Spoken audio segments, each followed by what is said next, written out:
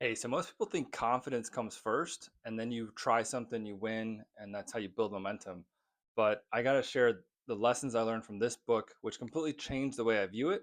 Because this book talks about confidence doesn't come first, winning comes first, and that creates the confidence.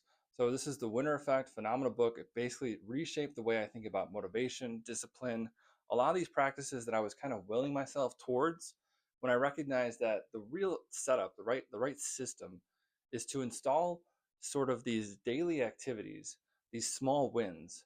And by having those micro wins, you build up the momentum. So I talk about this in yesterday's video a lot, but I talk about these ideas of friction and how most of the time it's not trying harder, waking up earlier, getting out of bed, and it's those aren't those aren't the actions that are going to really win. What's going to happen is if you eliminate friction, that's where you're going to see real results. I've heard this described as, hey, don't scroll on social media until 7 p.m. every day and watch how that changes your life.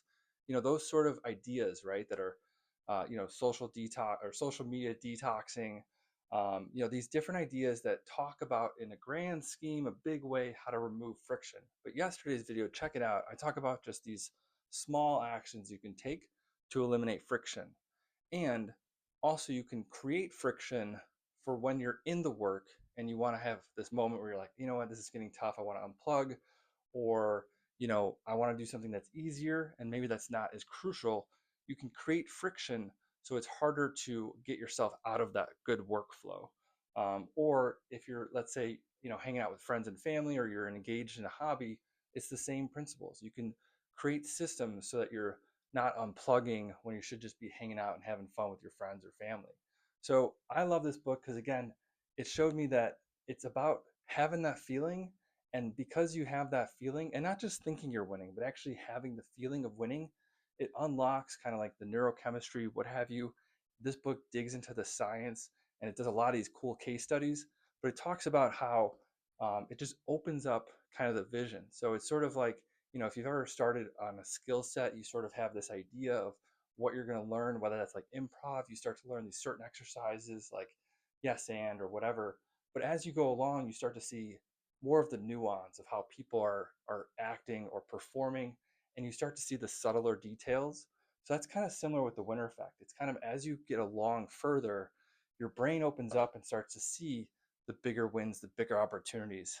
So it's an exciting topic for me because I find that in a certain few areas of my life, I've pushed it, and I've found that 10, 15 years go by, and it's incredible. It's sort of, I have this extreme gratitude that I'm feeling right now, where it's like just very fortunate to have had the earlier mindset to just continue taking the action every day.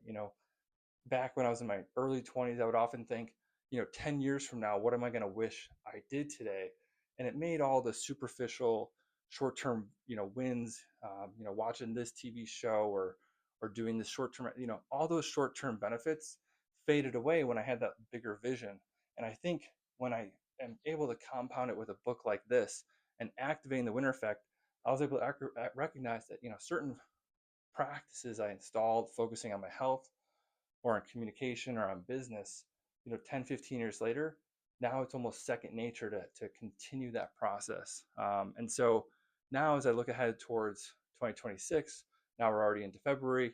Now the next step for me, I think, is just enhancing communication, especially nowadays when everything's on video. I can't be on a podcast anymore and just kind of behind the camera, or not on the camera, right?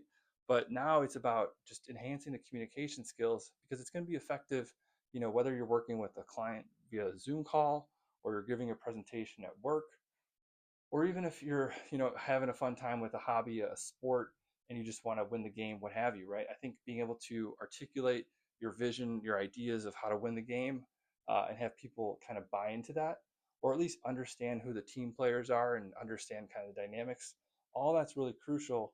And again, I think about it as, if you're building up teams around you, you want to keep activating their winner effects. You want to keep building up the people around you. So leave a comment if you got something on the video. I'd love this book. Definitely recommend it. It's one that I think about every day. Leave a like if you got something out of this video. Until next time, peace.